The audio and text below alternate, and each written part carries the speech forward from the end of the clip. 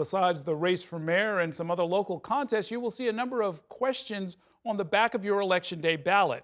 That includes 3 ballot measures that would impact housing development and the land use review process in New York. If passed, the measures would take away some power over development from the City Council, which votes on every rezoning plan. Just this month, 2 City Council committees approved a massive rezoning proposal for Jamaica, Queens.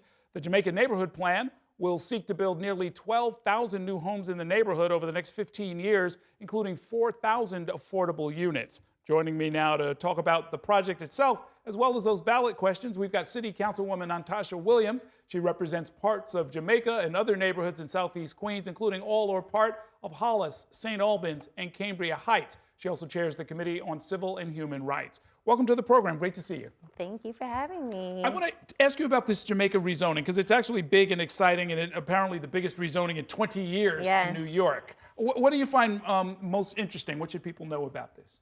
So what is the most interesting thing to note is that we spent 2 years talking to the community. We created a community advisory council. We held larger meetings for everybody in the community to participate in.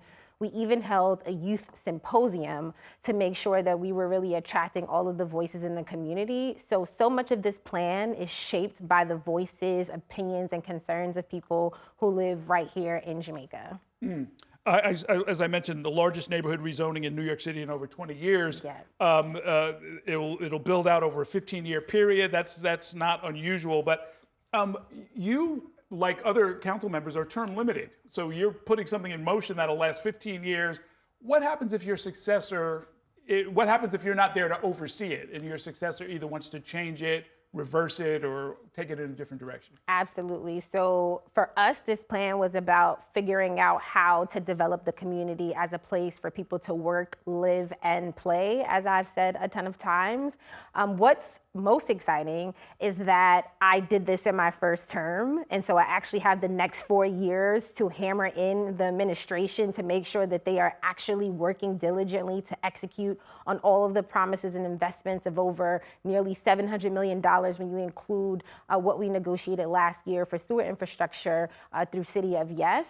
And the most important thing that I was able to do is to push for a task force. So this would outlive me. It would outlive a mayor because it's 15 years. And so the community, who is a stable entity, would be able to hold the administration accountable and the new council member to delivering all the things that have been promised through the Jamaica Neighborhood Plan. Okay. Now, my understanding is the Land Use Committee and Zoning Subcommittees approved the plan on October 9th. So the last stop is a vote by the full council and a signature by the mayor? Yes, so it went back to the Department of City Planning because we made some modifications on the zoning to be cognizant and to hear the concerns of community members. Southeast Queens is a very low density area, single family households, and people are concerned about increased density in their communities, and we wanted to be sensitive to that.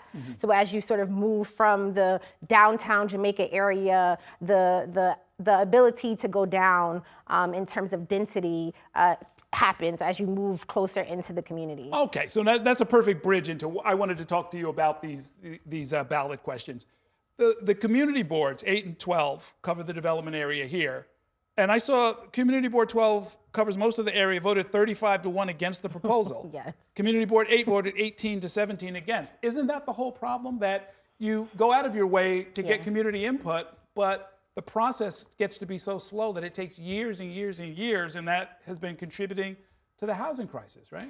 I think there are many things that contribute to the housing process. Yes, not all communities are the same, not all council members are the same, not all are willing to push and play a role in addressing the most pressing issue in New York City, which is housing. But I do believe there are so many other things that contribute to long delays. The city has so many different types of reviews, environmental review, if you're working with HPD, getting financing, all of that stuff can take many years before it actually even comes to the community or the council for a vote. So I'm not one to just do a brush of a wand and say, we're going to do this and this is going to solve housing production. No, I think if we are serious about developing housing, we need to have a comprehensive plan to do that. And that isn't just, by way of these ballot proposals, that isn't just saying we're going to strip away, we're not going to allow for communities and council members to negotiate on these projects, because we make them better. It's about figuring out all these other places of entry that stall the process when people are seeking to develop housing in New York City. I wanted to ask you, I guess, in general about, is there a sense of urgency in the council? As you mentioned, and we've done stories on this, there are some of your council colleagues who have almost nothing built in their districts. And that, in some cases, it's gone back decades or even generations of just nothing getting built. People try and put in a couple of hundred units and they get voted out of office. It's really been a process that's been frustrating, I guess, citywide as we deal with this housing emergency. It is frustrating. And I feel like this council sometimes is like carrying the sins of the past. This particular council has been very pro-housing.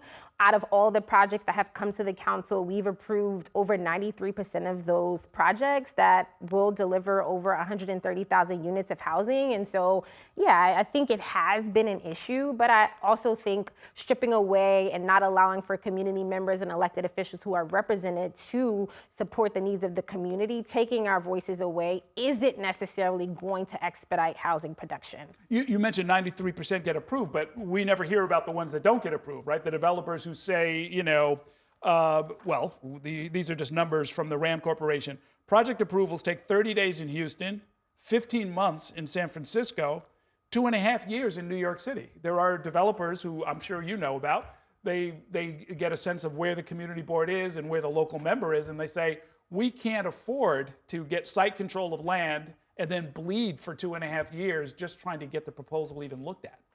If you look at the Jamaica neighborhood plan as an example, is the community happy? Absolutely not. You just noted that CB12 voted it down. But did I take into consideration what their concerns were? Yes. And I think that give and take, that healthy tension between community members and building housing is just that healthy. To totally take that process away is the piece that is problematic for us in the council, and particularly me, who I've spent 2 years working with community members. To not have that, I think is detrimental. Now, this is a neighborhood plan. This is over 200 plus blocks. But if we're talking about a particular piece of property, I think that's a different conversation. In my other hat and other role, when I've spoken to developers about what is it that takes you so long to build in New York City, the council and the community is one hurdle, but there are so many other hurdles. These other cities, very quickly, they don't have the complex, major, all these type of agencies requesting permits and approvals. They don't have any of that.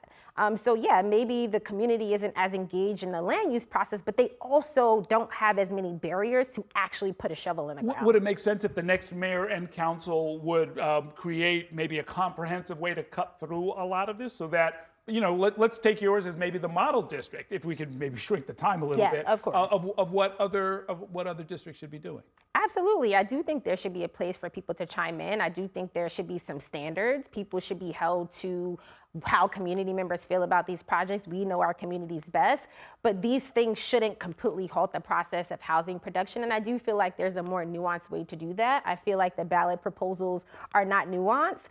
They are just, one way to potentially address the issue, but it really doesn't speak to so many other things that actually impact the ability to build housing in New York City. Okay.